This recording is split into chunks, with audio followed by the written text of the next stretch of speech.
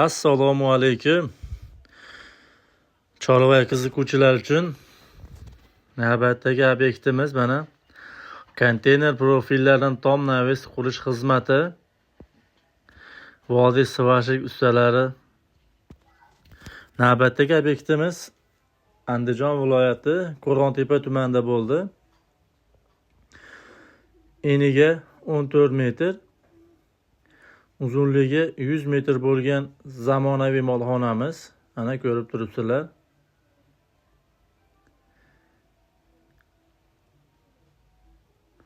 Kraskalangan holatda.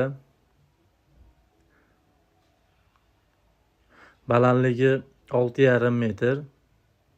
Havo aylanishga juda yaxshi, issiq urmaydi mollarga.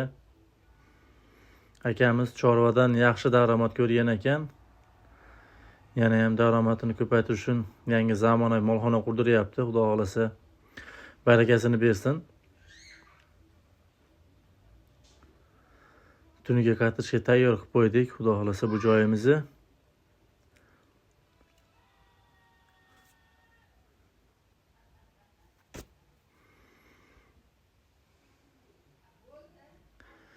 Fermalarimiz orasini 1,5 metrdan qo'ydik.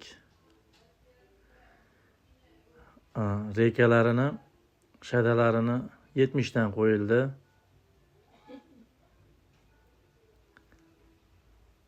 Kimga shunaqa xizmatlar kerak bo'lsa, aloqaga chiqasizlar.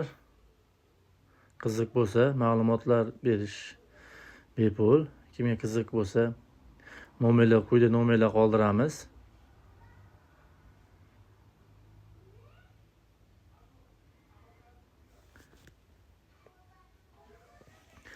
Xizmat ko'rsatish O'zbekiston bo'yicha qo'shni respublikalardan Qirg'izistonda ham xizmatlarimiz mavjud.